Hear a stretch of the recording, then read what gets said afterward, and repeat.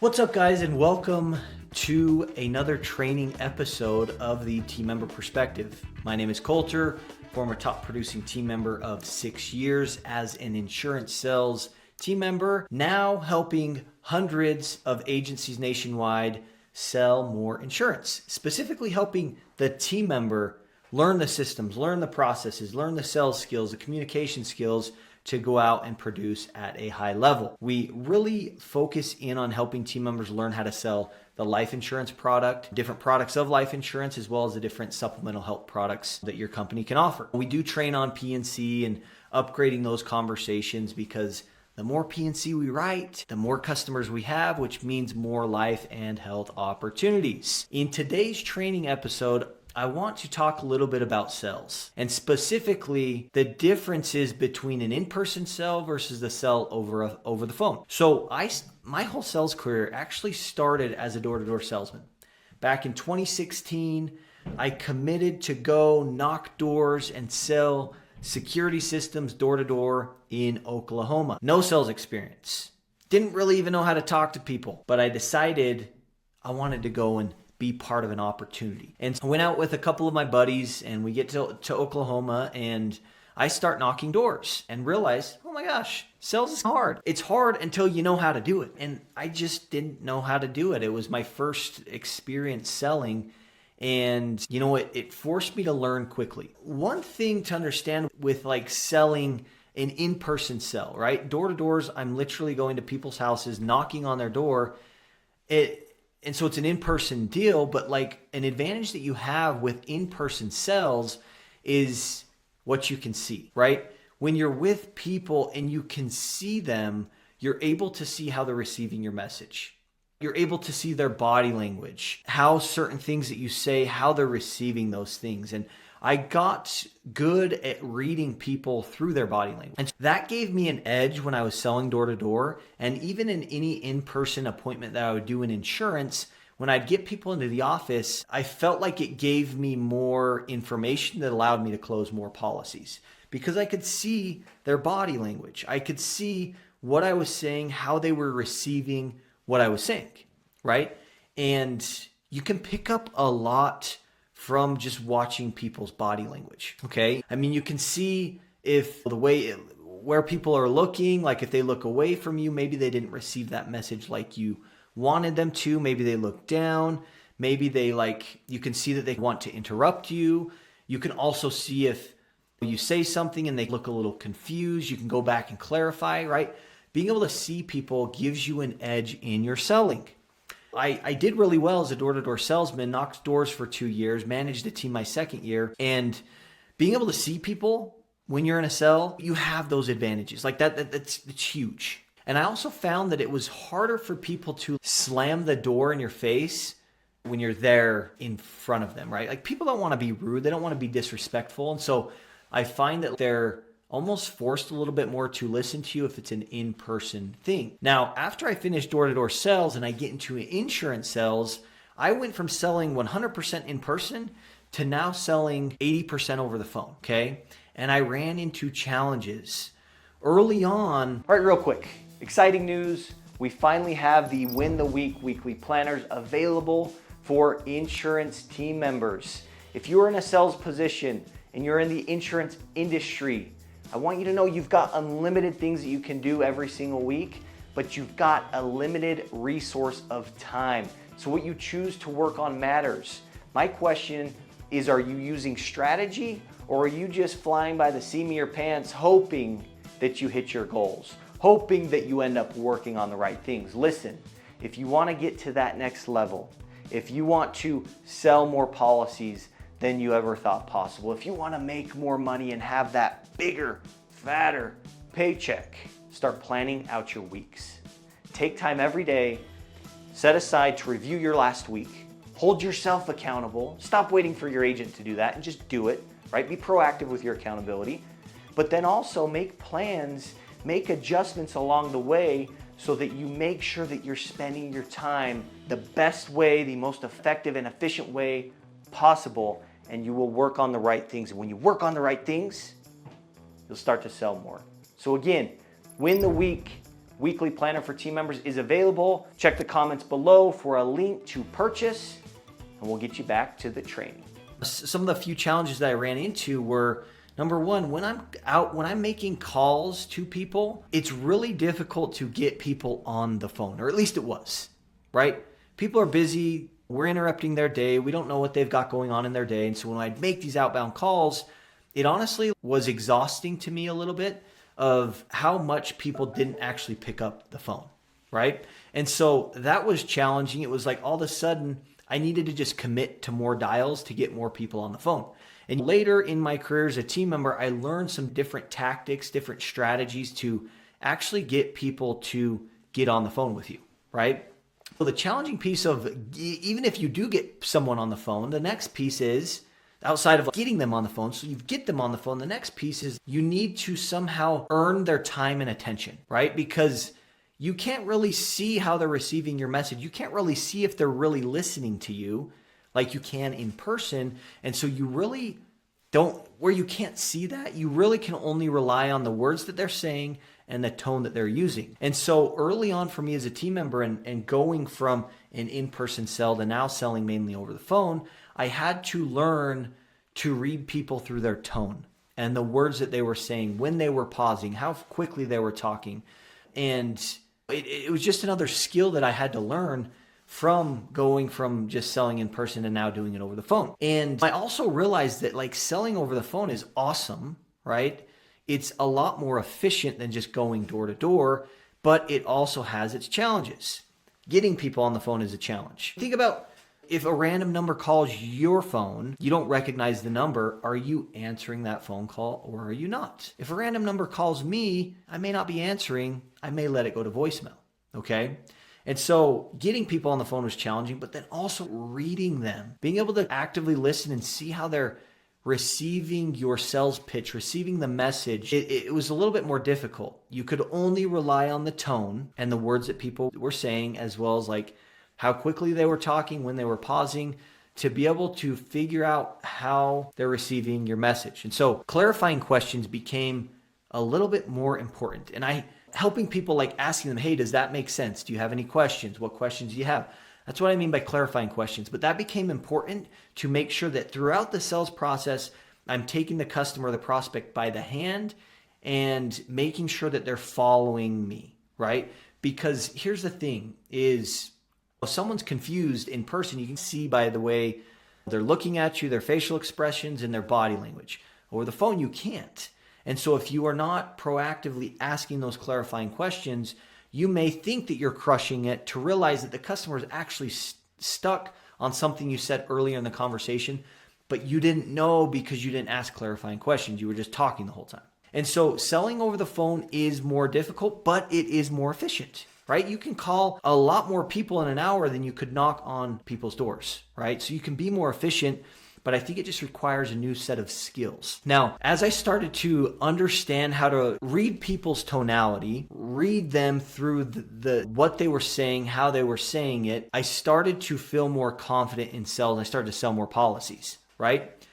But I also had to work on my tonality and the words that I was using when I was pausing and how I was verbally pacing things out, okay? Because again, they can't see me. And so I had to get really good at using my tonality.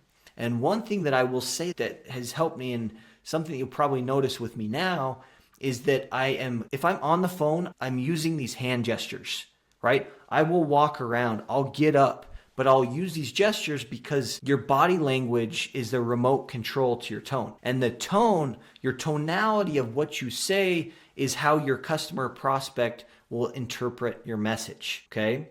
So your body language can control your tone, but then your tonality is how your customer prospect will interpret your message. So I had to get good at those things, those different skills that I didn't necessarily have when I was selling door to door, that I had to develop if I wanted to be successful selling over the phone. Okay. So I started to get a little bit more successful and sell over the phone, which, by the way, I realized, and it seems like common sense, but I think it's worth saying, but I realized that I could sell policies over the phone if it was quick, if it was simple, and it was transactional. If it wasn't this big money that we were talking about, but it was like, oh yeah, the money makes sense, let's do it. Okay. So if it was quick, if it was simple and it was transactional and not a ton of big money conversations, right? You can close policies over the phone. Okay. But I realized having the bigger premium conversations, say around life insurance, when we're talking about a couple $100 a month, $1,000 a month, a couple $1,000 a month, those conversations really just can't really happen over the phone. They need to be happening in person. And if I am the team member that's running having those conversations with customers and prospects, I want them in my office. I want to be able to see them, okay? And so that was something that I started to try to systematize that helped me tremendously, not only write apps and sell more policies that way, but also write more more premium in all lines, right?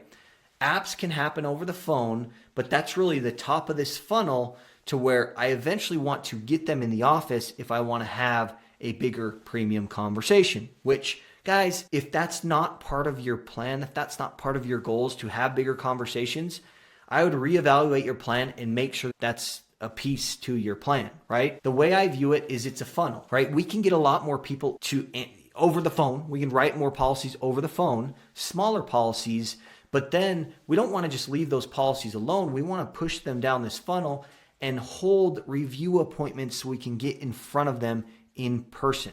Okay, because then we're getting in front of them again, which increases our odds by 100% to sell more life insurance, to sell more premium if we can get in front of them again. So it becomes systematic, right? But it also sets us up to be able to have the bigger premium conversations. Okay. Now, a couple other things, right? Sell over the phone, but then find a way to systematize review appointments. Find an excuse to meet with someone that you wrote a life insurance policy for a month ago. Get them in your office and review something. Find an excuse to bring a customer in that you wrote last year to maybe talk about getting them more coverages, to review their policies. Find excuses to meet with people and make it systematic. For me, every time I would write a life insurance policy, I would want to get them into my office and hold an issuance review appointment to be able to get in front of them again and increase my odds to sell more life insurance, sell more premium, get more referrals, talk to them about getting life insurance for their spouse, for their kids, right? It was just another opportunity for me to get in front of people, because I found it frustrating calling 50 people just for 5 of them to answer. And so I thought, how can I systematize getting in front of more people and give myself a shot at writing more premium and more policies and getting more referrals? Issuance reviews. Anytime I'd write a new household, a new household and we'd write whatever we wrote for them, I would hold an onboarding review appointment. And anytime I would write a household, I would write a life insurance policy, I would then hold an annual review of their household, an annual review of their life insurance, because again, I wanted to systematize premium. I wanted to systematize apps. I wanted to spend more of my time in front of people rather than more of my time trying to get people on the phone. Okay. And so that was one way that I really was able to turn the dial that allowed me to start to write more premium. Okay. And I went from selling like 123 life apps my 3rd year, which I wrote, I think, 40,000 in annual premium, to my 4th year, I wrote 231 apps and I wrote 100,000 in premium. Okay, my 5th year, I wrote 251 apps and 151,000 in annual premium. The big premium came from the in-office appointments. It didn't necessarily come from over the phone. The volume helps when you write that many policies, like you're going to get more premium, but the bigger premium came from in-office appointments. And so my message today is find a way to develop a system for yourself to where you can get more people on the phone to sell more policies. Fill your funnel full of opportunities by just selling more policies. Now, again, maybe your strategy is to keep it really simple over the phone. Keep it simple, keep it quick, keep it transactional, because this is just the entry part of your funnel. But then after that, what reviews can you start to systematize to get in front of these people again and again, and give yourself an opportunity to build out that death benefit if you're talking about life insurance, build out that monthly benefit if you're maybe talking about disability insurance, get more premium, but also set yourself up to get more referrals. Okay, guys, we're in a business where these systems can go a long way for you. You've just got to figure out what's working in my day. How can I systematize this more? And that's where high levels of consistency can happen for you. Okay, so if you're a team member listening to this, the first step that I would say is to just evaluate what your current process looks like when you write apps, when you write new households, right? And then figure out what can I do to systematize getting in front of these people again to give myself another shot at going after more policies or more premium. And when you can do that, just commit to just making it happen. Just start, right? You may not know how to do everything 100%. You may not know how to do it perfectly, but as long as you just commit and start, you're going to learn. And that's where the confidence comes from. And that's where you're able to make your process better. Now, team members, if you want to pour gas onto this fire and you want to really learn like what other team members are doing to write apps up front over the phone, how they're setting these appointments to do an issuance review, an onboarding review, or an annual life review, and you want to know how they're conducting those reviews and what questions they're asking and how maybe they're pivoting to different products and pivoting to get maybe more death benefit, more premium, more coverage. If you want to know like more of those details, reach out to us and ask us to join some of our sessions with the Team Member Perspective. Talk with your agent and say, hey, get on the phone with Colter and figure out what this Team Member Perspective thing is all about. But we'd love to have you join and really see what team members nationwide are doing. Because I'm telling you, when you understand what you're doing and you know how to do it, you become unstoppable. You gain this confidence, but more than that is you're going to start to write more policies. You're going to start to write more premium. And the best piece of it is it becomes systematic, meaning it happens in September. It also it happens in October and November and December and January and February, March, April. It happens consistently. I believe that you can have high levels of consistent production with the right systems and processes in place. Appreciate you guys. I hope this message was valuable, but I'm telling you, if I can do that type of production, then so can you. Would love to connect with you. Reach out if you have any questions, and we'll catch you in the next episode.